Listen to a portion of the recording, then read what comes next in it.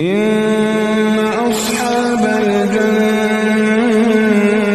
اليوم في شغل